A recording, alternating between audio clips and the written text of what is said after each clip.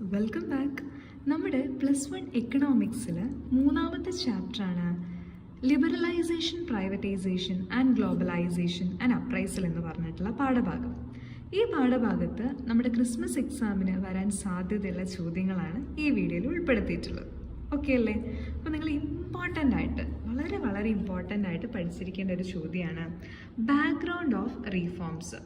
അതായത് നമ്മുടെ economic reforms വരാൻ കാരണം 1991 വന്നിട്ടുള്ള എക്കണോമിക് റീഫോംസ്, അങ്ങനെ ഒരു റീഫോംസ് വരാൻ എന്തൊക്കെ കാരണങ്ങളായിരുന്നു, അതിൻ്റെ ഒരു ബാക്ക്ഗ്രൗണ്ട് എന്താണെന്ന് ചോദിച്ചു കഴിഞ്ഞാൽ വളരെ നല്ല രീതിയിൽ ഒരു 8 മാർക്കിന് ചോദിച്ചാൽ പോലും നമുക്ക് എഴുതാൻ പറ്റണം. ഓക്കെ, അപ്പോൾ അതിന് 1991 ക്രൈസിസിനെ കുറിച്ചിട്ടൊക്കെ വളരെ നല്ല രീതിയിൽ തന്നെ നമുക്ക് എഴുതാൻ വേണ്ടിയിട്ട് സാധിക്കും. റെഡി അല്ലേ? എന്താണ് ക്വസ്റ്റ്യൻ? എന്താണ് ബാക്ക്ഗ്രൗണ്ട്? ഈ ഒരു ക്വസ്റ്റ്യൻ ആണ് ബാക്ക്ഗ്രൗണ്ട് ഓഫ് റീഫോംസ് എന്ന് പറഞ്ഞിട്ടുള്ള ഈ ഒരു ഏരിയ നന്നായിട്ട് തന്നെ പഠിക്കുക. അത് ഇമ്പോർട്ടൻ്റ് ആണെന്ന് മനസ്സിലായി. റെഡി അല്ലേ?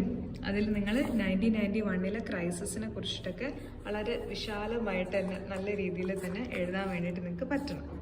പിന്നെ നിങ്ങൾ ഈ ഒരു ചാപ്റ്ററിൽ ഇമ്പോർട്ടൻ്റ് ആയിട്ട് പഠിച്ചിരിക്കേണ്ട ഒരു കാര്യമാണ് LPG. ആ പേര് പോലെ തന്നെ നമ്മൾ പഠിക്കേണ്ട ഒരു കാര്യമാണ് ലിബറലൈസേഷൻ എന്താണ്, അതിൻ്റെ മീനിങ് എന്താണ്, അതിലെന്തൊക്കെ കാര്യങ്ങളാണ് ഉൾപ്പെട്ടിട്ടുള്ളത്. ഇവിടെ ഞാൻ കാണിക്കുന്നുണ്ട്, സ്ക്രീനിൽ നിങ്ങൾക്ക് കാണാൻ പറ്റുന്നുണ്ടാവും.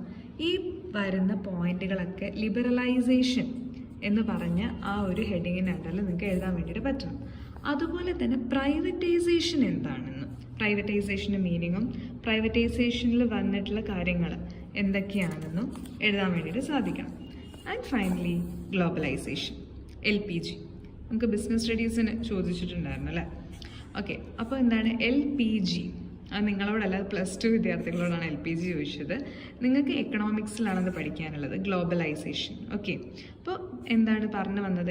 LPG, ലിബറലൈസേഷൻ, പ്രൈവറ്റൈസേഷൻ, ഗ്ലോബലൈസേഷൻ, ഇതിൻ്റെ മൂന്നിൻ്റെയും മീനിങ് നന്നായിട്ട് പഠിക്കുക എന്നുള്ളത് ഇമ്പോർട്ടൻ്റ് ആണ്.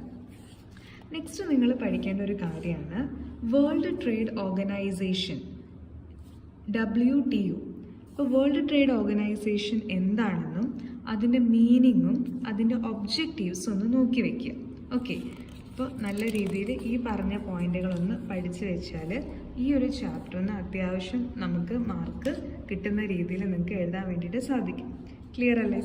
പിന്നെ എല്ലാ വീഡിയോയിലും ഞാൻ പറയുന്ന ഒരു കാര്യമാണ്, നമ്മുടെ ടെക്സ്റ്റ് ബുക്കിൻ്റെ ഒരു ചാപ്റ്റർ കഴിഞ്ഞാലുള്ള ഭാഗത്ത് നിങ്ങൾക്ക് എക്സസൈസസ് എന്ന് പറഞ്ഞിട്ടൊരു പാർട്ട് കൊടുത്തിട്ടുണ്ട്.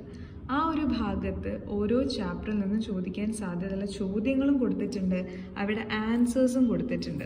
അത് തന്നെ പഠിച്ചാൽ തന്നെ നമുക്ക് ഓൾമോസ്റ്റ് നല്ലൊരു മാർക്ക് നേടിയെടുക്കാൻ പറ്റും. അപ്പോൾ ഈ ഒരു ചാപ്റ്ററിൽ ഇമ്പോർട്ടൻ്റ് ആയിട്ട് നിങ്ങൾ പഠിക്കേണ്ട കാര്യങ്ങളൊക്കെ ഞാൻ പറഞ്ഞു. ഏറ്റവും ഇമ്പോർട്ടൻ്റ് ആയിട്ട് പഠിക്കേണ്ട കാര്യം എന്താണ്?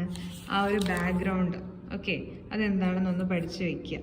ഓക്കെ, എന്താണ് റീഫോംസിൻ്റെ ബാക്ക്ഗ്രൗണ്ട് ഒന്ന് നന്നായിട്ട് പഠിച്ചു വയ്ക്കുക. അത് പഠിക്കാതെ പോകരുത് കേട്ടോ, അത് അത്രയും ഇമ്പോർട്ടൻ്റ് ആണ്. പിന്നെ പ്രൈവറ്റൈസേഷനും ഗ്ലോബലൈസേഷനും, ലിബറലൈസേഷനും പ്രൈവറ്റൈസേഷനും ഗ്ലോബലൈസേഷൻ എന്നൊന്ന് പഠിക്കുക. ഈ ഗ്ലോബലൈസേഷൻ്റെ പാർട്ടായിട്ട് വന്നൊരു ടേമാണ് ഔട്ട്സോഴ്സിങ്, പുറം കരാറ് കൊടുക്കുക. അതിനെ കുറിച്ചിട്ടും ഒരു നല്ലൊരു കോൺസെപ്റ്റ് ക്ലിയർ ചെയ്ത് വയ്ക്കുക. പിന്നെ WTO. ഈ പോയിൻ്റൊക്കെ നിങ്ങൾക്ക് ക്ലിയർ ആണെങ്കിൽ ഈ ചാപ്റ്ററിന് നമുക്ക് അത്യാവശ്യം നല്ല മാർക്ക് തന്നെ നേടിയെടുക്കാൻ വേണ്ടിയിട്ട് പറ്റും കേട്ടോ. റെഡി അല്ലേ? അപ്പോൾ ഇതൊക്കെയാണ് ഈ ചാപ്റ്ററിൽ ഇമ്പോർട്ടൻ്റ് ആയിട്ട് പഠിക്കാൻ ഒരുപാട് കാര്യങ്ങളുണ്ട്, പക്ഷേ ഇമ്പോർട്ടൻ്റ് ആയിട്ട് പഠിക്കേണ്ട കാര്യമാണ് ഈ പറഞ്ഞിട്ടുള്ളത്. റെഡി അല്ലേ? അപ്പോൾ ഈ ചാപ്റ്റർ നിങ്ങൾക്ക് ക്ലിയർ ആണെന്ന് വിശ്വസിക്കുന്നു. ഓക്കെ.